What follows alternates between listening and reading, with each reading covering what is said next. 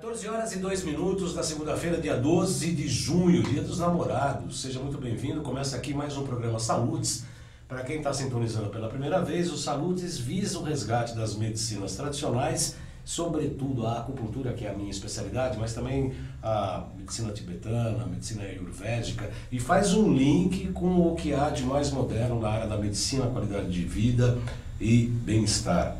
E o Saludes, com muito orgulho, a gente está quase 9 anos aqui no ar, já promulgou algo que está realmente acontecendo. Entre outras coisas, que a medicina quântica, a medicina mais relativista, a medicina mais moderna que está acontecendo, está resgatando algo do passado. Prova disso é o programa de hoje.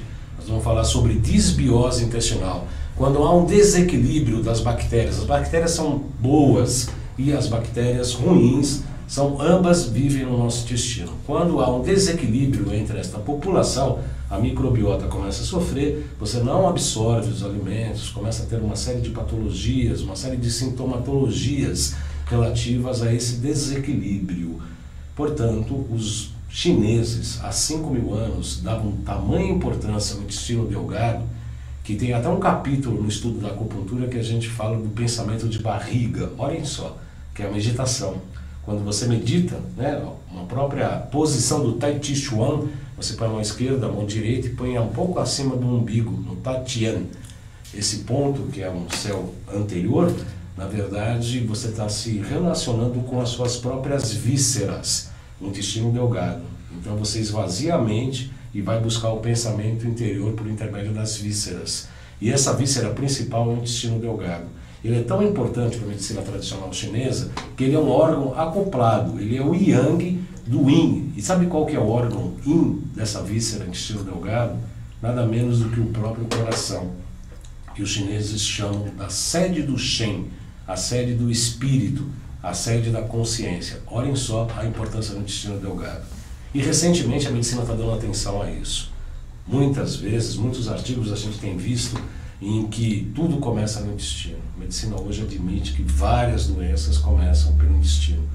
Esse realmente é um tema bastante interessante, bastante importante, e eu vou ter o prazer de receber um dos especialistas aqui neste tema, que é o Dr. Alain Machado Dutra, que é médico urologista, tem mais de 20 anos de formação e 16 anos de especialidade. Ele é membro titular da Sociedade Brasileira de Urologia e membro da Associação Americana de Urologia. MBA Executivo em Saúde pela GV, pós-graduando em Medicina Integrativa pelo Hospital Albert Einstein. Trabalha com Medicina Integrativa, Funcional e de Qualidade de Vida. Portanto, se eu fosse você, ficaria aí muito bem sentadinho, acompanhando esse programa. Infelizmente, a nossa transmissão pelo Facebook não está ocorrendo, mas você pode assistir pelo www.alltv.com.br e fazer suas perguntas pela minha fanpage do Facebook, facebook.com/saludestv, facebook.com/saludestv. Nossos trabalhos técnicos é do Paulo Xerec, neste programa Saludes, desta segunda-feira, que o programa, como sempre, é um programa que vive em ressonância com a própria vida.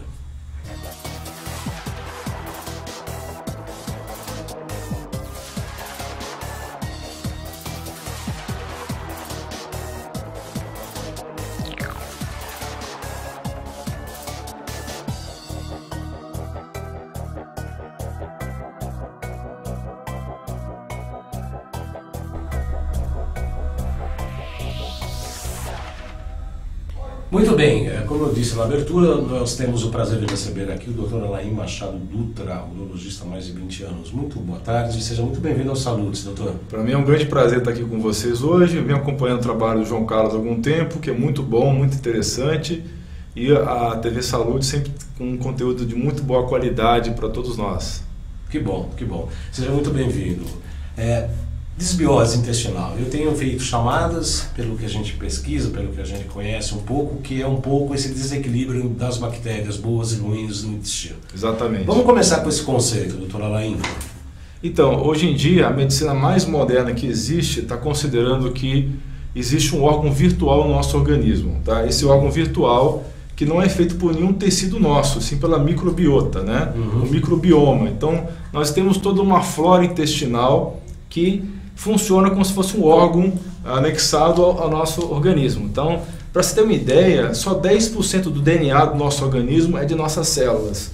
10%? Só 10%. 90% do DNA que está no nosso corpo são de bactérias que vivem no nosso intestino. São trilhões de micro-organismos e bactérias que vivem em harmonia conosco, né? E elas participam ativamente de vários processos biológicos, né? De produção de vitaminas do complexo B, da vitamina K. Elas ajudam a digerir os alimentos, tem enzimas nessas bactérias que ajudam a digerir os alimentos. Essas bactérias se alimentam e ajudam na defesa imunológica do nosso organismo. Elas produzem várias substâncias como o ácido graxo de cadeia curta, que é o ácido butírico, o propiônico e o ácido acético, que são substâncias que nutrem o enterócito, que é a célula do intestino, e também ajudam na defesa do nosso organismo. Tá? Tanto é a importância só dessa abertura, Xerec,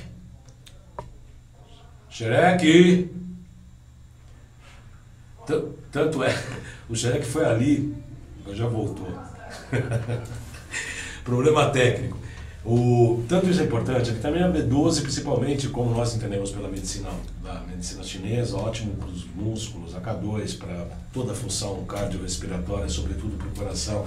Ou seja, na pequena live que a gente fez sobre esse programa, falava exatamente sobre isso. Não adianta você ficar suplementando um monte de vitaminas e nutrientes, princípios da nutracêutica, se você está com desbiose intestinal. Isso é verdade. Não há nenhuma absorção. Não há absorção nenhuma. Isso é uma coisa que a medicina tradicional não valoriza muito, mas está aos poucos começando a valorizar pelos trabalhos de ponta que estão acontecendo na nutrogenômica, que estão descobrindo realmente o papel fundamental do microbioma, que é esse órgão virtual, como eu falei, que hoje é considerado como se fosse um órgão, apesar de não fazer exatamente parte do nosso organismo.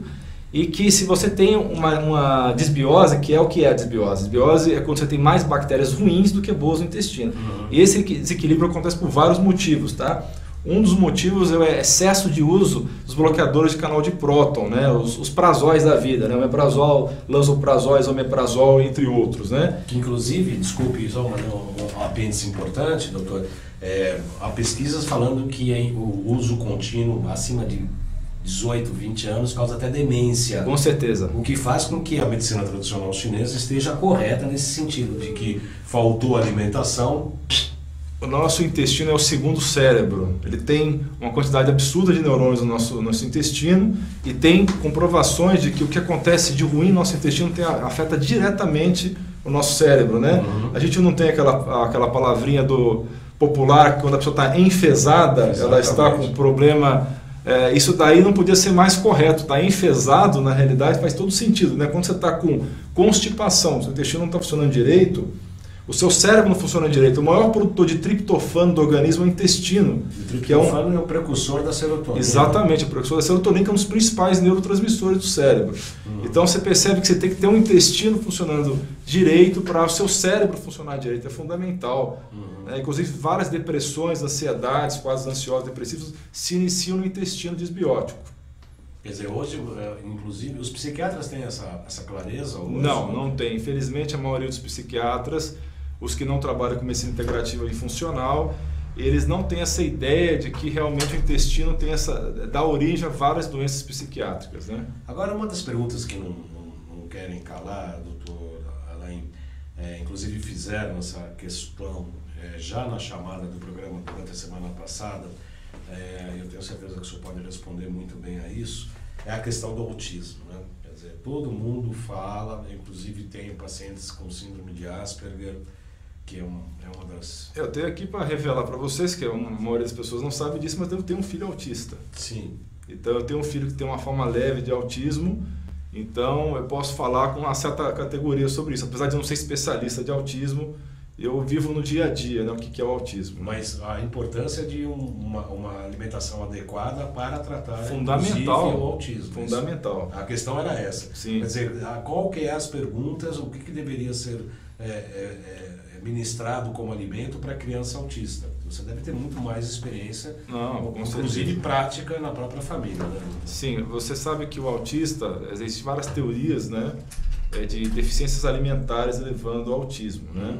Então é fundamental que o autista tenha suplementação de ômega 3, porque hoje a alimentação é muito fraca em ômega 3. As crianças normalmente comem pior ainda do que os adultos, né? Sim, sim. Elas têm tendência a comer ainda mais alimentos muito processados, né? Os farináceos ultraprocessados, né? Os fast foods, né?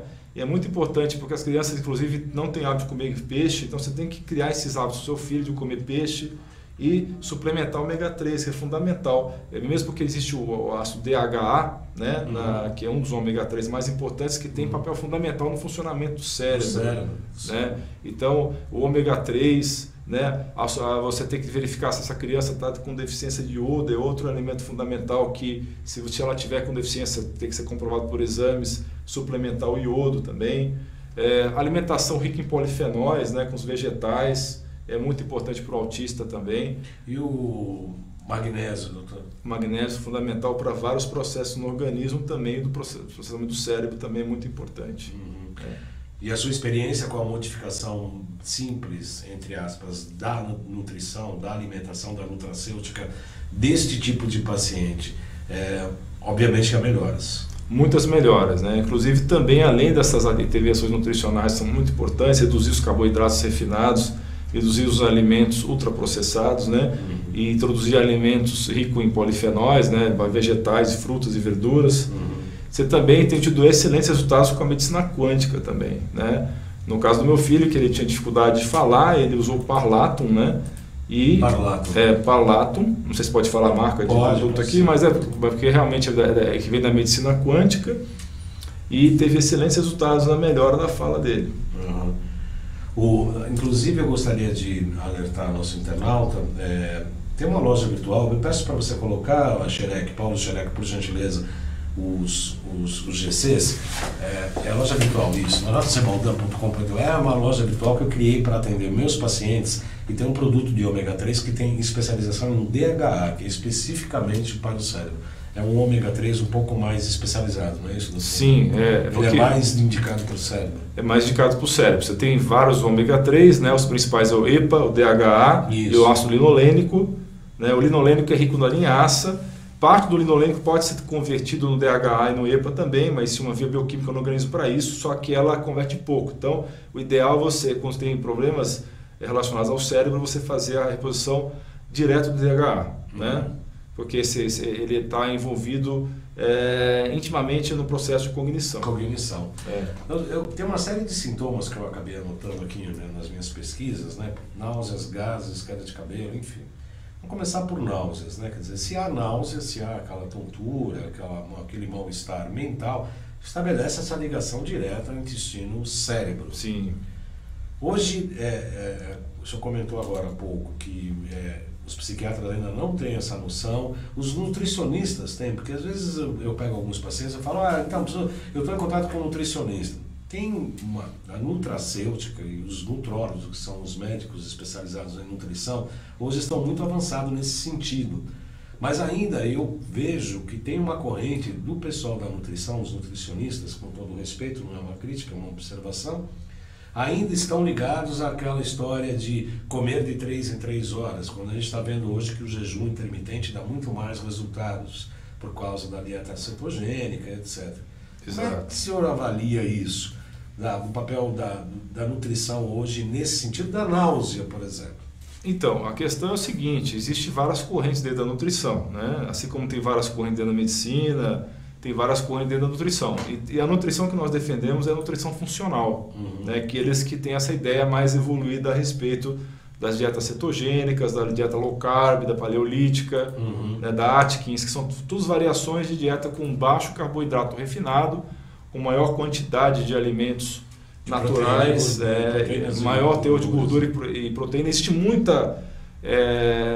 preconceito ainda com essas dietas, porque as pessoas às vezes nem entendem direito o que é uma dieta cetogênica. Não é que você vai comer só gordura o dia inteiro. Você vai ter que continuar comendo muitos vegetais verdes, vai comer bastante frutas e verduras, só que as frutas que você vai comer são frutas com baixo índice glicêmico, né, para você não aumentar demais porque mesmo sendo cetogênica, você ainda vai ingerir cerca de 30 a 40 gramas de de carboidrato por dia. Então não é zero de carboidrato, não existe dieta zero de carboidrato. Inclusive quando você come um vegetal, você está comendo algum carboidrato. Sim. Só o que nós corremos é do carboidrato de alta densidade calórica, né? São os amidos, os açúcares, né?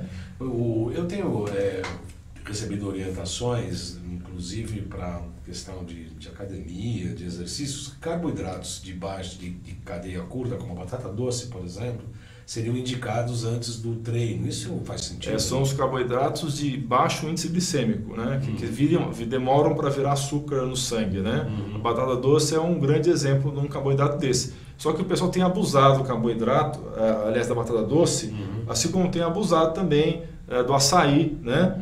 Porque tudo que vira moda, infelizmente, tem deturpação depois, né? Sim. Então as pessoas não entendem direito o conceito, começam a usar o produto e repetir de uma forma cega, sem estudar o assunto, e acaba cometendo os erros. E aí o detrator da coisa que funciona usa os erros para poder se basear, né? Não, isso é fundamental. Outro dia eu tinha feito um programa com o Dr. José Roberto Cater sobre a importância do Lugol.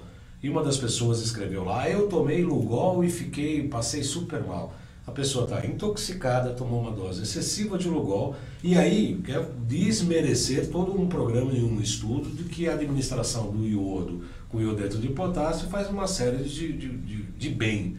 A pessoa provavelmente está muito intoxicada de metal tóxico, tomou Exatamente, uma dose razoável. Isso que acontece. Quando você usa iodo, você mobiliza mercúrio, cádmio, metais tóxicos. Essa pessoa tem reserva, às vezes, disso no tecido gorduroso, mobiliza isso daí, passa mal porque está se desintoxicando, porque quando um processo de detox é normal você fica passar mal. E ainda quer fazer regra geral por conta disso. Exatamente, aí começa a falar mal de uma coisa que não está nem entendendo o que está acontecendo. Exatamente. Aí começa a criar, como se fosse criar uma regra geral de algo que absolutamente não é um contexto genérico. Exatamente. O que eu costumo falar para meus pacientes é o seguinte: a diferença entre remédio e veneno é a dose, pessoal. Tá? Até arsênico, que mata, pode ser usado como remédio na homeopatia, né? Aliás, tem, né? Não, pode ser usado e é usado, né? É usado. Arsênico, tem um outro nome, arsênico, enfim, tem um outro arsênico. Tem um composto...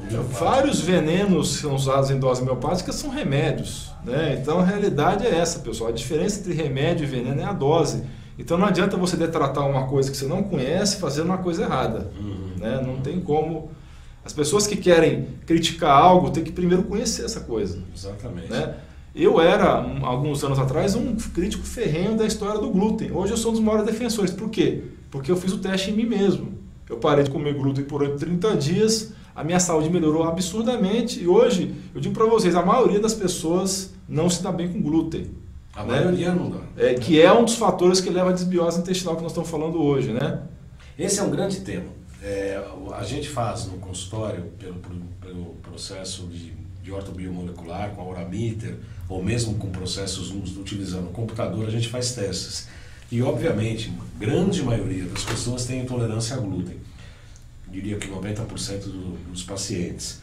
E, sobretudo, tipo O. Né? O sangue tipo O tem absolutamente intolerância a glúten, a frango e a lactose.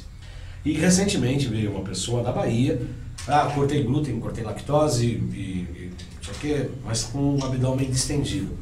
Aí eu fiz o teste tipo A, sem intolerância a glúten e sem a lactose. Eu falei: você está comendo errado. Você tem que comer, você pode comer glúten e lactose. Isso também é uma coisa, porque grande maioria, realmente, o glúten realmente faz mal, mas nem todos também têm que cortar. Por isso que é importante você fazer os testes de intolerância alimentar, isso é fundamental. Tem que fazer a consulta, né? Exatamente, fazer a consulta. Às vezes... não existe um tamanho serve para todos, né? O americano fala, one size fits all, né? Não existe uma coisa que serve para todo mundo. É isso que é o grande erro da maioria das pessoas, né? Elas querem seguir uma moda, uma coisa que talvez não sirva para elas, sem fazer uma mínima avaliação antes, né? Mas agora o glúten realmente teve modificações genéticas, ele cria uma espécie de cola, né? Ele cria uma... O glúten em si é uma cola, é um complexo proteico, né? Que é formado por gliadina e glutenina, no caso do que é o mais comum, que é o glúten do trigo, né?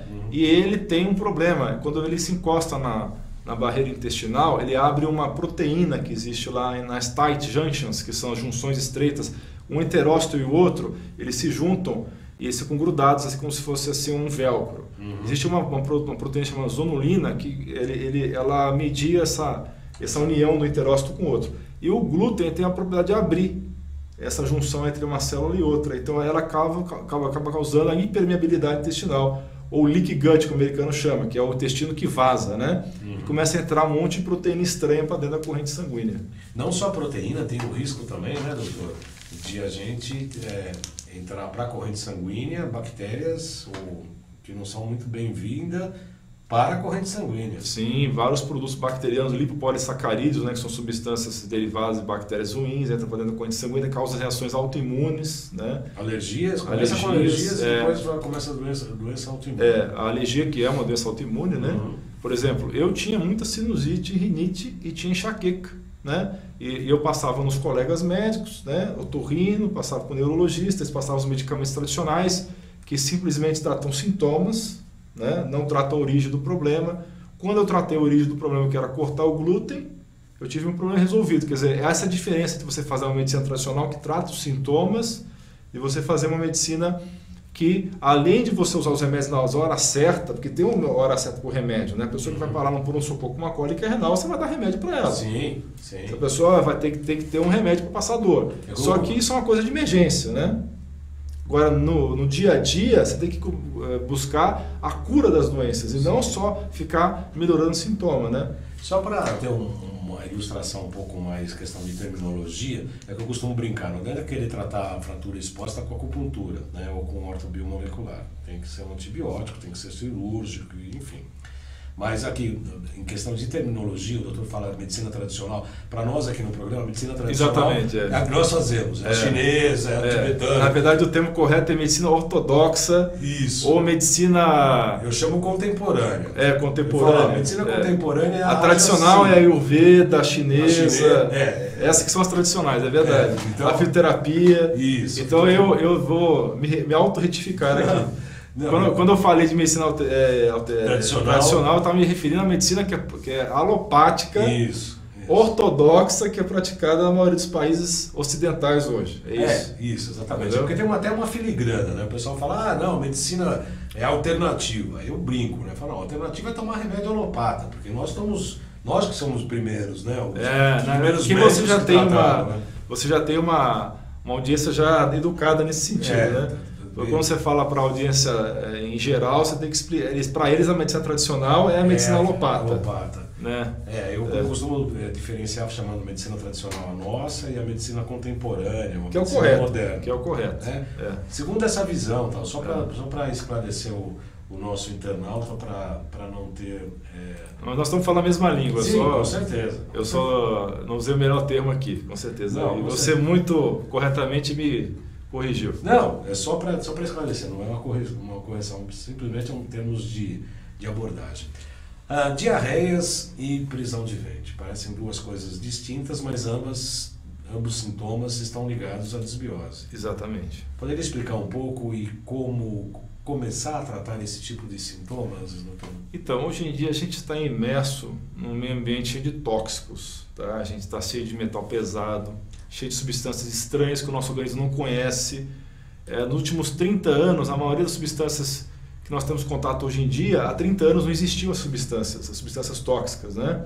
Aí você tem várias substâncias, aí tem a dioxina dos lixos, você tem as substâncias derivadas da indústria plástica, o bisfenol A, né, os fitalatos, aí a lista é enorme, até combustível de foguete lá dos lançamentos espaciais lá do Cabo Canaveral na Flórida, a gente é contaminado, porque essas substâncias elas demoram muitos e muitos anos para ser degradadas e ficam circulando. Você tem uma ideia, o DDT, né, que era usado como pesticida, ele foi banido em 1975 e continua até hoje circulando no meio ambiente, porque as substâncias elas não são destruídas pela natureza menos de 100 anos. Então a gente está contaminado com várias substâncias, algumas que a gente nem conhece ainda direito, e infelizmente o nosso intestino é agredido o tempo todo com isso, com medicamentos que nós tomamos, às vezes exageradamente, como eu já falei aqui dos prazóis, e começa a ter esse leaky gut que eu mencionei, o intestino começa a ficar muito permeável a várias substâncias estranhas, e muitas vezes, muitos sintomas daqueles vagos que você tem, como você mencionou no começo da transmissão, dor de cabeça, inchaços, mal-estar geral, depressão, ansiedade, Insônia. dores articulares, insônia. E esses sintomas vagos, você vai no médico que pede um monte desses exames tradicionais, exames que muitas vezes são insuficientes e não descobre a causa, acha que você está estressado, né? Ou muitas vezes você sai da consulta com um antidepressivo e não percebe que o problema pode estar sendo gerado a partir dessa impermeabilidade do intestino. E a primeira coisa que você tem que fazer é procurar fazer a correção desses elementos, procurando se comer um alimento mais puro possível, menos processado possível, né? E também corrigir essa flora intestinal. Você tem aí os probióticos que você pode utilizar, vários lactobacilos e bifidobacterium, que você pode também tomar na forma de kefir. Existem várias formas de kefir, né? Tanto de leite quanto de água. Eu particularmente tenho os dois, cultivo os dois e tomo os dois. Como é que eu faço? Eu vou falar, depois eu me corrige ou aprova e bacana. Eu utilizo normalmente para alimentação em jejum o kefir de leite. Depois da alimentação eu costumo usar o de água, porque ele está ali para consumir açúcar, inclusive. Sim. Tá correto isso? Não, tá correto. Existem vários kefir, tem kefir de coco, né? Kefir de água, kefir de leite, né? Aí vai muita preferência pessoal. Eu prefiro o kefir de água, né? Que eu faço eu faço a manutenção desse kefir com açúcar mascavo orgânico, isso. Né? E assim, eu acho que você já é um pouquinho mais sofisticado, você toma duas variedades de kefir, né? Não, até três, porque eu faço. Três, eu tô adaptando o de leite para o leite de coco. O Dr. Cáter me ensinou. No começo o Dr. Cáter, não, ele acostuma. Eu olhei e falei, eu não acreditei muito. Mas o danado do Dr. Cáter está certo. Eles se adaptam bem, os bichinhos. Eles são bem resistentes, bem resilientes, né? E aliás, eu ainda faço mais coisa. Eu coloco naquele coador de pano da vovó, tiro todo o soro e aquilo vira uma coalhada que eu consumo com o óleo de coco, linhaça dourado. Legal, excelente, muito bom. Maravilhoso. Para quem já não é tão sofisticado quanto o João Carlos, né, que ele já está avançado nisso daí, pode começar com o kefir de água, né? Você pode usar o açúcar mascavo. Uma maneira simples, você cobre o seu kefir assim, mais ou menos com 2 dedos de água, obviamente água filtrada, né? Coloca mais ou menos 2 colheres de sopa do açúcar mascavo, deixa aquilo lá fermentando, né? Se for um kefir que você acabou de pegar de doação, normalmente ele demora para acordar, porque ele fica em geladeira, né? Então ele demora umas 48 horas para acordar. Quando você vê que está espumando a água, é porque ele está fermentando, ele está acordado, né? Ele está se reproduzindo. E ele cresce que nem Gremlin, né? Aquele filme dos Gremlin, né? Que os bichos crescem muito rápido, né? Então você vai ter que doar para alguém. Depois de poucos dias, você vai ter bastante quantidade de kefir, você vai ter que doar para alguém. E essa é a ideia também de você ter essa vontade de doar para alguém o excedente, né? Aliás, 24 horas, né? É o suficiente depois que ele está Não, depois que ele já está legal, 24 horas é o suficiente já. Você pode tomar aquela água, você sempre toma aquela água do kefir, você coa primeiro, né? Sim. Toma aquela água do kefir e você repõe a água junto com as 2 colheradas lá de açúcar mascavo orgânico, né? Esse é o kefir que eu uso no dia a dia. Eu não uso, pessoalmente, eu não tenho experiência com kefir de leite. Eu sei que muitas pessoas se dão bem com kefir com leite, mas para tudo na vida, até kefir não é unanimidade. Tem pessoas que não se dão bem com kefir. Com certeza. Você tem gases ficam com muitos gases, né? Com certeza. Para essas pessoas, às vezes você pode usar também os lactobacilos na forma farmacêutica. Você pode manipular, tem vários lactobacilos, né? Brevis, bulgáricos, reuteri, tem várias famílias de lactobacilos e de bifidobacterium que você pode usar para essas pessoas que têm intolerância ao kefir. Mas como o kefir normalmente é de graça, né? Eu acho que a primeira coisa que você tem que tentar é usar o kefir mesmo, né? Você toma em jejum ou toma como eu após a alimentação o kefir de água, doutor? O kefir de água, a maioria das pessoas recomenda tomar de jejum, né? Mas eu praticamente não vejo problema de tomar depois da alimentação, não. Eu acho que funciona bem também. Eu estou repetindo uma receita aqui, exatamente da pessoa que me passou. Quer dizer, para alimentação eu utilizo o de leite e o de água, porque como o kefir de água ele vai atrás da glicose, né? Ele se alimenta da glicose do açúcar. Exatamente. Então na digestão, após a digestão, ele faria a mesma coisa. Ou seja, ele ajudaria na queima do açúcar. Não, sem dúvida. É uma das funções fundamentais dos... Tem lógica. Tem lógica. Né? Uma das funções fundamentais do lactobacilos é justamente essa, ajudar na digestão. Sim. Né? E o interessante é que eu, como tipo O, tenho intolerância à lactose, sim, mas eu faço os testes e tanto o kefir quanto o próprio queijo, aquela coalhada mais grossa, anula. Então eu não sei, o kefir deve isso quebrar... tem essas evidências sim, porque como a lactose é um açúcar, né? Sim. Né? O próprio lactobacilo que está lá, ele se alimenta desse açúcar, né? Uhum. E aí o teor de lactose deve ser muito mais baixo realmente do que do leite normal. Do leite normal. Isso faz também sentido. Faz todo sentido. Notem bem que eu não estou falando que quem tem...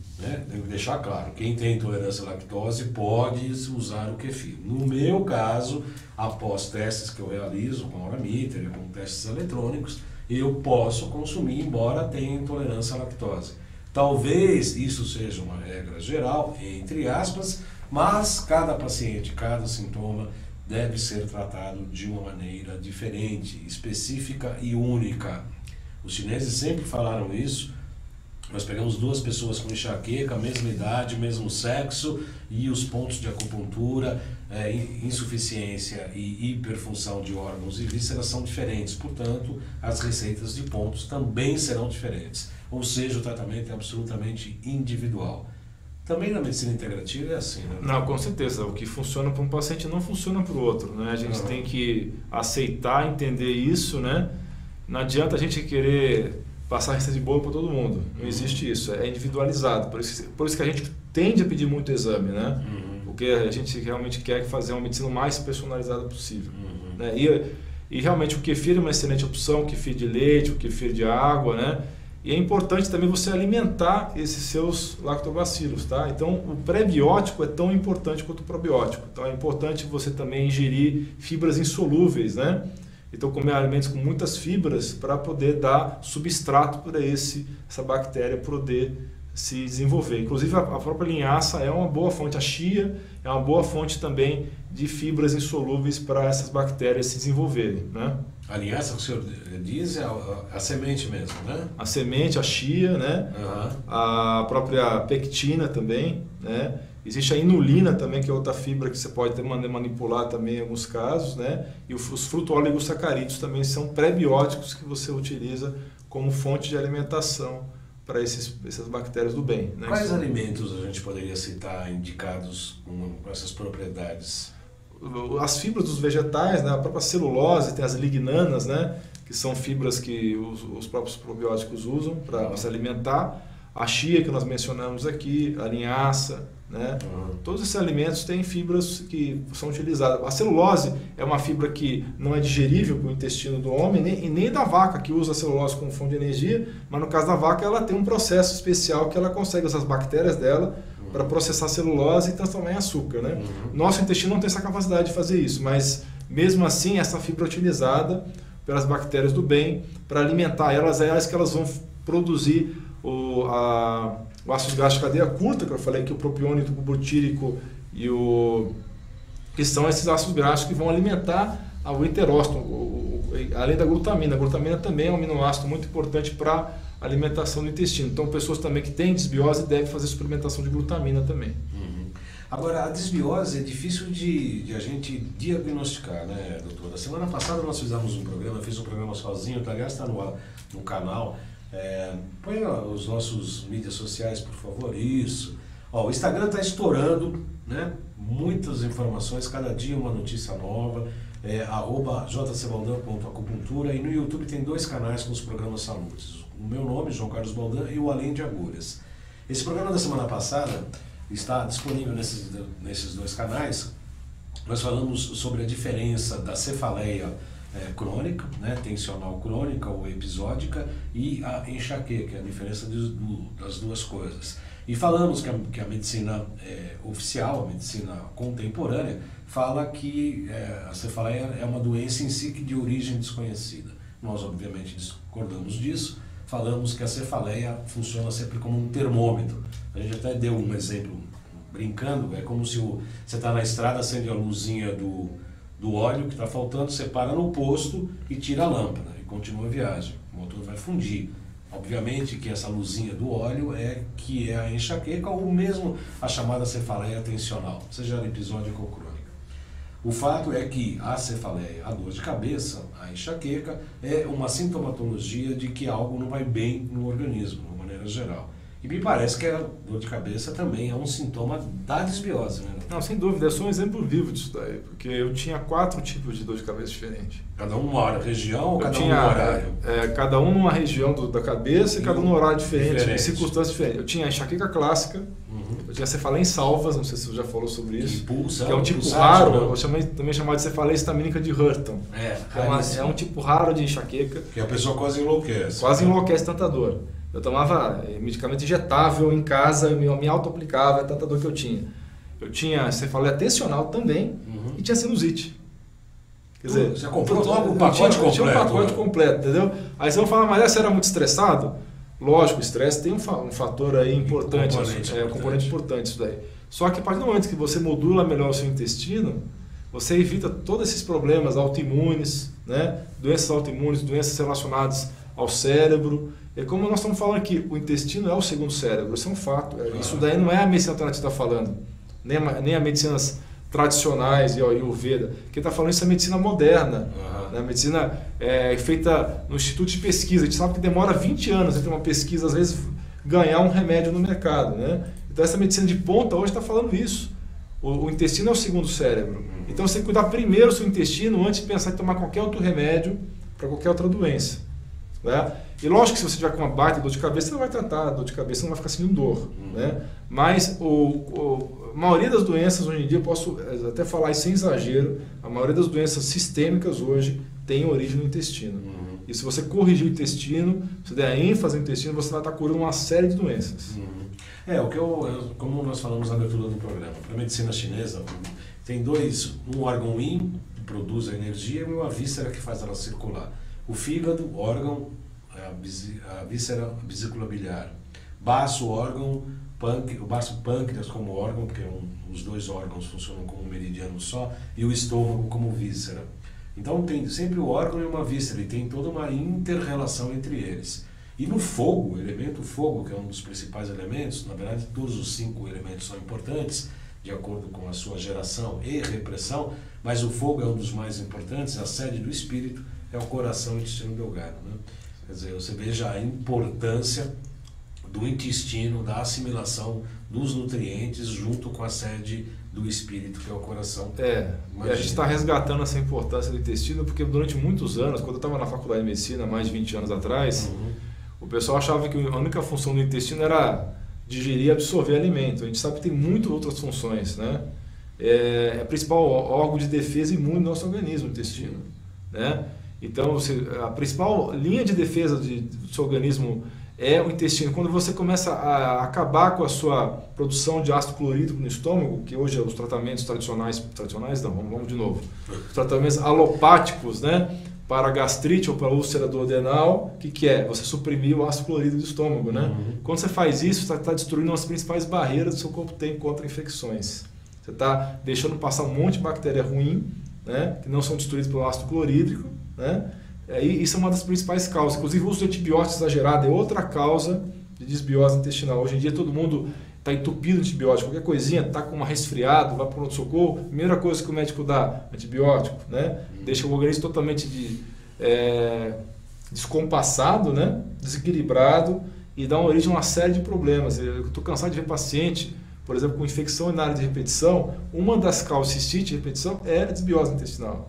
E a coisa que deveria melhorar isso na visão da medicina alopata, que é os antibióticos, piora mais ainda a desbiose, causando mais cistite de repetição ainda. Enquanto você não reequilibra esse organismo, você não consegue melhorar esse quadro de cistite de repetição, que é muito comum nas mulheres. Deixa eu ver se eu entendi. A reposição de ácido clorídrico, o senhor falou que faz mal, é isso? Não, eu falei que a supressão do ácido clorídrico, supressão, tá certo, que hoje é feito de uma forma indiscriminada. As pessoas hoje estão tomando os prazóis por anos a fio, né? Está acabando com a flora intestinal das pessoas. Eu entendi. Inclusive, eu tenho muito comum, doutora, às vezes as pessoas chegam no consultório com sintoma de gastrite. Eu tenho gastrite e tomo prazóis. Eu falo, então você tira isso, vai tomar limão em jejum. O pessoal olha para você, parece que você é um ET recém-chegado. Parece que é papo da comadre, né? Mas não, funciona assim. Eu tomo isso daí todo dia. Limão em jejum. Jejum, eu tomo. Inclusive, ajuda muito, porque é o seguinte, o limão, ele tem ácido cítrico, né? Muitas pessoas acham que o limão é ácido. Ele pode ser ácido, mas ele no organismo, ele ajuda a alcalinizar o sangue. Isso. O próprio Dalai Ribeiro fala muito isso daí, né? Então, apesar dele ter um certo ácido, que é o ácido cítrico, ele alcaliniza o sangue, né? E pra você ter ideia, o sangue venoso do estômago é 10 vezes mais alcalino do que o sangue de outras regiões do corpo. Por quê? Porque para produzir o ácido clorídrico, precisa alcalinizar o sangue. Para a polaridade yin e yang que chama. Então, na verdade, você produzir ácido clorídrico no estômago, você está alcalinizando o seu organismo. Então, e o pH do estômago tem que ser 2, 3. 2 a 3. O pessoal fala assim, vou tomar água alcalina. Bom, pode tomar água alcalina, só que ela chegando no estômago tem que ir para 2 na acidez. Senão não resolve nada. Eu particularmente uso água destilada, inclusive para alimentar o kefir. E quando tem que repor sal, eu uso o sal do Himalaia, o magnésio, enfim. Faz uma reposição de mineral na alimentação. É água morta. É água morta, mas é limpa, não tem fluido. Mas assim, independente do pH do que você ingere, o seu corpo vai sempre fazer a compensação, né? Tamponar, né? Vai tamponar. O sistema tampão do organismo é fundamental na vida, senão a gente todo mundo morria no primeiro dia de nascimento, se não tivesse esse sistema. Então, a história de você comer alimentos alcalinos, que são os vegetais, né? Não é porque você vai alcalinizar o seu corpo de uma forma direta, né? Mas você vai estar sobrecarregando menos sistemas tampão do organismo, porque a maioria dos alimentos que a gente come hoje em dia são ácidos. Sim. E quando você come excesso de alimentos ácidos e não come os vegetais alcalinizantes, você está sobrecarregando o sistema tampão, né? E o próprio Dr. Dalai Ribeiro fala com muita propriedade que uma das grandes alimentos para o câncer é o meio ácido, né, na matriz extracelular. Sim. Então essa matriz extracelular tem que não pode estar muito ácida e tem que estar bem oxigenada, porque excesso de acidez na matriz extracelular, com excesso, com falta de oxigênio, é uma das principais gatilhos para a formação do câncer. Né? Inclusive, a disbiose intestinal é um dos gatilhos para o câncer também. Sim. Né? E aí tem várias linhas terapêuticas, entre elas nutricionais, a própria terapias oxidativas e as antioxidativas, né, que eu sempre falo. O pessoal fala, ozônio, bacana, eu mesmo utilizo, eu sou um paciente de ozonioterapia, e aí você faz uma antioxidante, né? Faz terapia oxidante e antioxidante. Você falou da matriz extracelular, é muito importante, a gente teve várias aulas sobre isso. Inclusive, às vezes no consultório, doutor Dalai, a gente faz testes e percebe que a pessoa está contaminada com determinado metal. E aí ela fala, não, mas eu fiz exame e tal, não deu isso, ou não deu parasitas, ou não deu vírus e bactérias.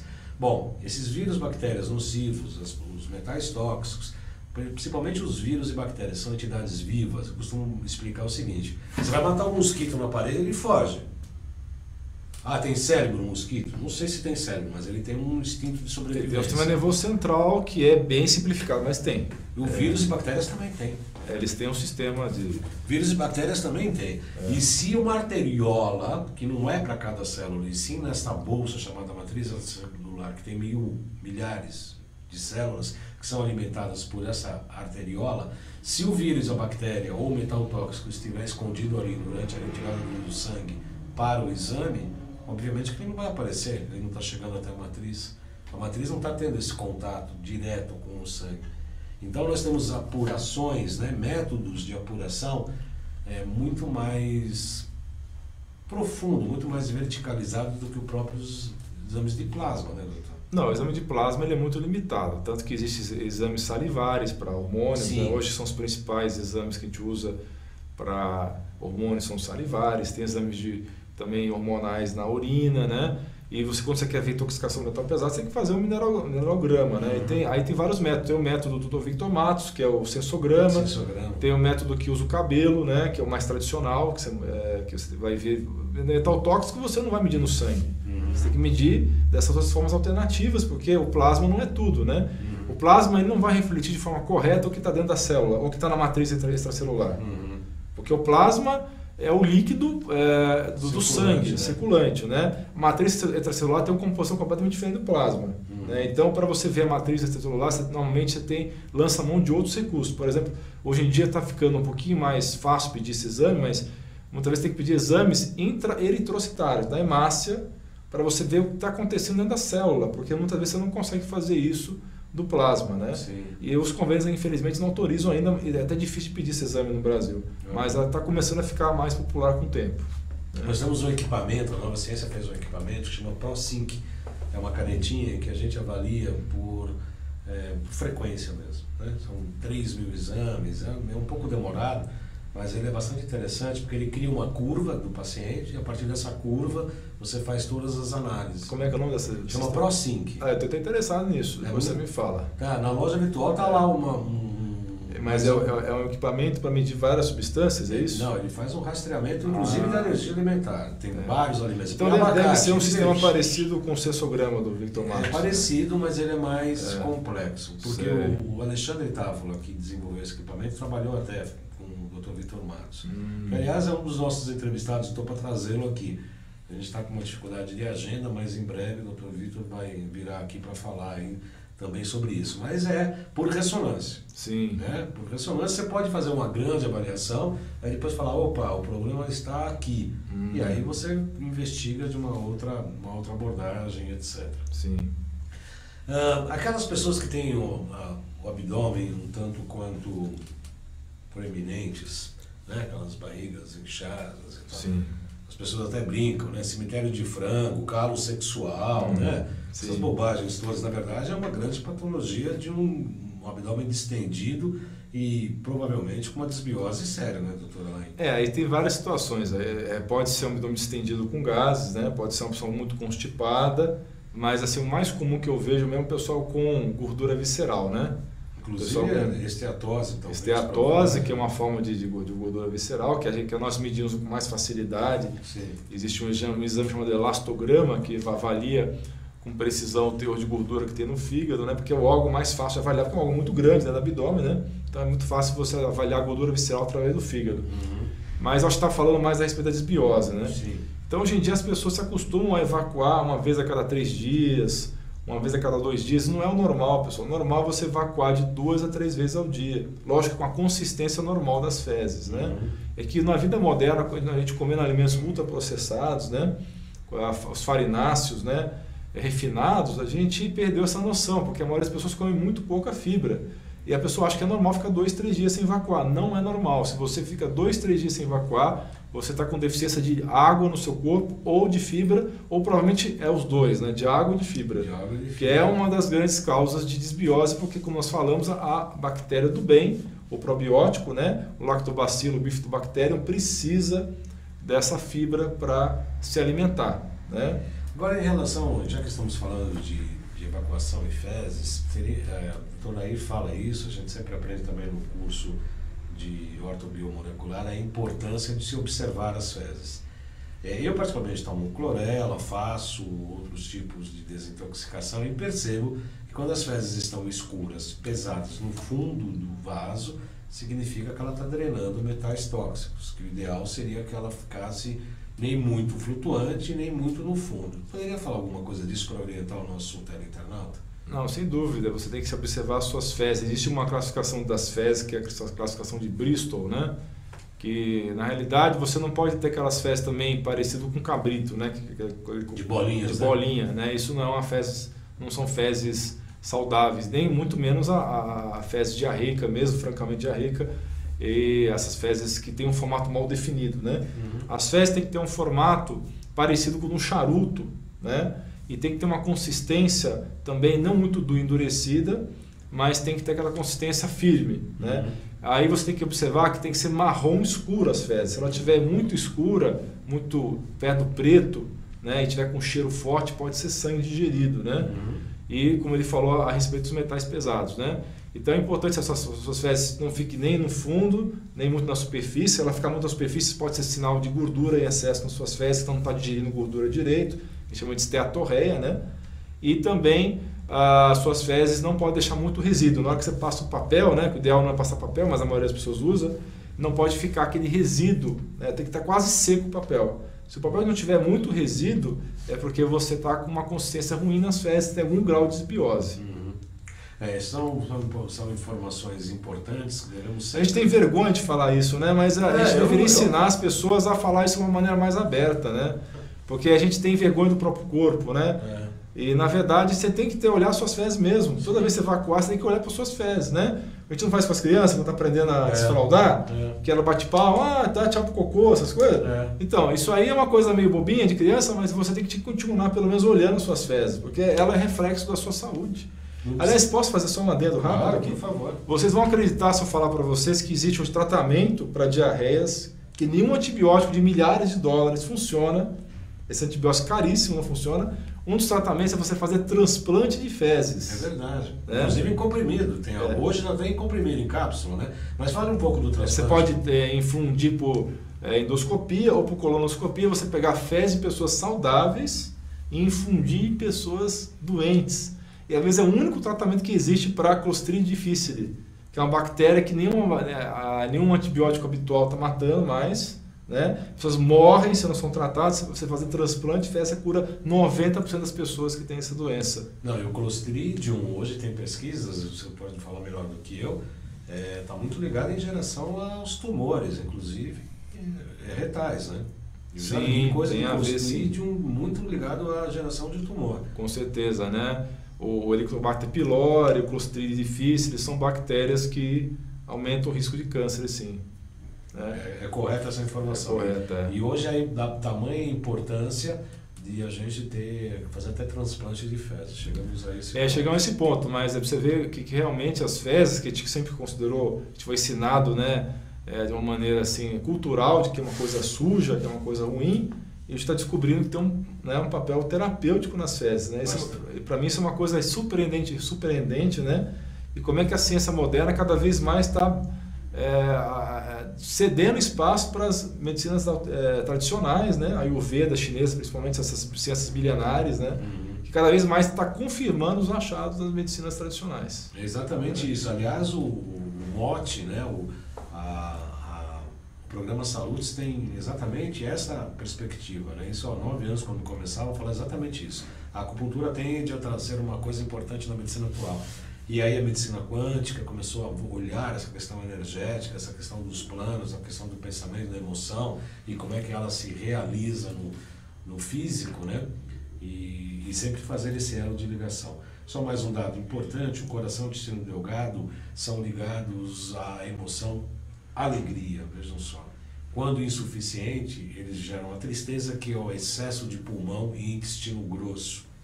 E a alegria é o órgão, a emoção predominante do elemento fogo, tanto o coração quanto o intestino delgado. Obviamente já constatado pelo próprio Dr. Anaí, que falou em relação dos problemas de depressão. E outros, né? O TDAH, por exemplo, dos estudos de ansiedade. Com certeza, TDAH, a ansiedade, né? Os distúrbios até obsessivo-compulsivos têm tudo a ver com o intestino, né? Quando você corrige a desbiose intestinal, você corrige esses problemas, né?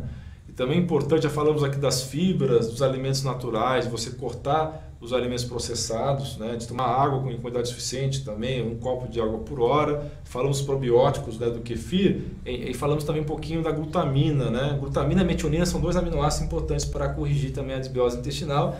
E temos também, como importante, as enzimas digestivas também. Você deve repor enzimas digestivas nas pessoas que estão em desbiose intestinal. E falaram que no Brasil ainda as enzimas digestivas não estão bem comercializadas, não são de boa qualidade, isso é fato?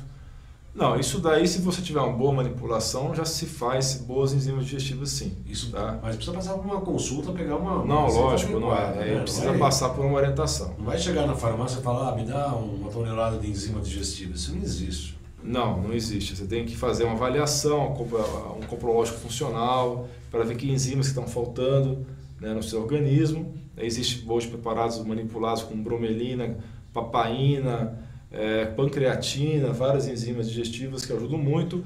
Para quem tem gastrite, em muitos casos de gastrite, é falta de ácido clorídrico, não é excesso. Não é excesso de clorídrico. O próprio Dr. Ribeiro fala muito disso, né? O cloridato de betaína, nesses casos, ajuda bastante também, que você pode repor a cloridato de betaína e ela melhora o teor de ácido clorídrico no seu organismo. E esse é um dos tratamentos, inclusive, para esofagite de refluxo. Porque muitas pessoas acham que esofagite de refluxo se trata com omeprazol, e em muitos casos não, porque a válvula do esfíncter esofagiano inferior, ela se abre justamente porque o pH do estômago está muito alto e não baixo. Então, pessoas que têm pH estomacal 5, 6, né, tem muito mais refluxo que de quem tem o pH normal, que é 2 a 3. Ou seja, mais alcalino do que ácido. Exatamente. Para o estômago. Exatamente. Você tem que acidificar o estômago para você fazer a sua válvula esofagiana inferior voltar a funcionar, para você evitar o refluxo, né? A queimação que você tem no esôfago, causando esofagite e o esôfago de Barrett, né? Que é uma inflamação crônica no esôfago que pode levar ao câncer de esôfago. Né? Exatamente. Xerec, estamos em cima da hora, né? Estamos? O Xerec, falamos sobre trabalhos técnicos do Paulo Xerec, grande técnico, grande amigo.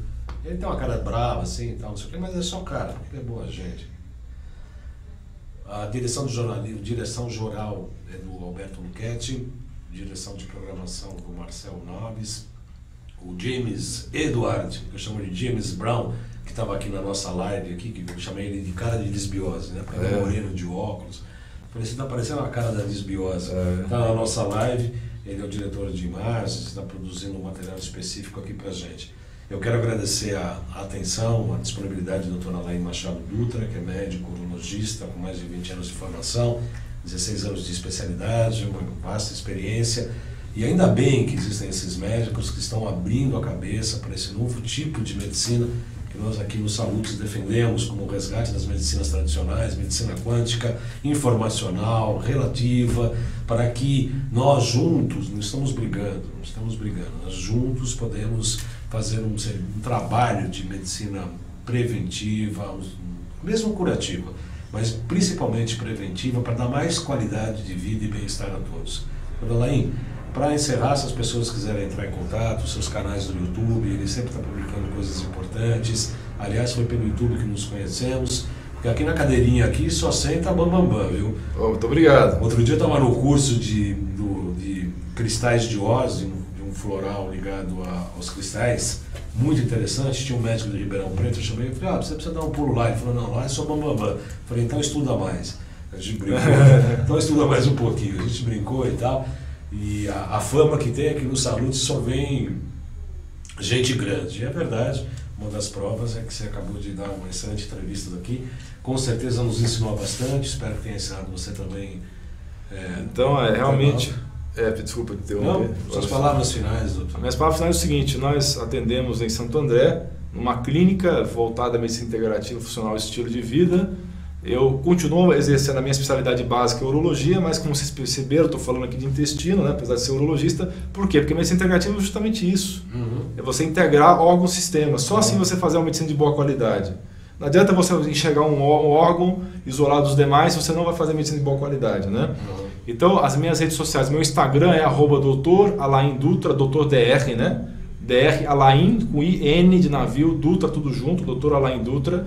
Também a mesma coisa no Facebook, Dr. Alain Dutra. No Twitter também, Dr. Alain Dutra. E no YouTube, para você me seguir no YouTube, como o meu canal do YouTube ficou meu nome completo, ficou Alain Machado da Silva Dutra. Fica mais fácil você entrar num link que eu criei, que é o alainuro.com ou alain.med.br, alain.med.br/canal. Você vai assinar automaticamente o meu canal no YouTube. E nas redes sociais eu já falei qual é o link, né? @Dr. Alain Dutra, né? E a minha clínica fica em Santo André, clínica HRI. Eu, a doutora Ana Paula Rodrigues, que é uma médica vascular, minha esposa, e também trabalha com medicina integrativa, que fica na Avenida Industrial 780, no bairro Jardim. O telefone é 11 4902 2038.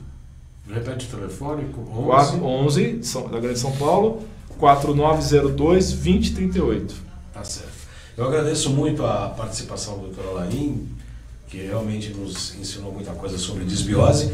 Eu convido vocês para a próxima segunda-feira estarem ao vivo aqui, www.alltv.com.br. Nós temos muitas novidades. Provavelmente semana que vem eu vou entrevistar o Dr. Naif Tadeu. Nós temos mais novidades também. tem uma série de entrevistas já programadas. Os programas de hoje, podem colocar a mídia, por favor, Xerec? Nos canais do YouTube, João Carlos Baldão, ou no Além de Agulhas. No Instagram também eu coloco as chamadas dos programas anteriores, @jcbaldan.acupuntura no Instagram. Siga lá no Instagram, a gente está publicando diariamente notícias, notas e informações. Eu desejo a todos um feliz Dia dos Namorados, uma excelente semana a todos e até a próxima segunda, 14 horas, ao vivo aqui. 13h30 fazemos a live. Falamos com o trabalho técnico de Paulo Xerec. Ele é cara de bravo, mas é boa gente. Boa semana a todos e até segunda.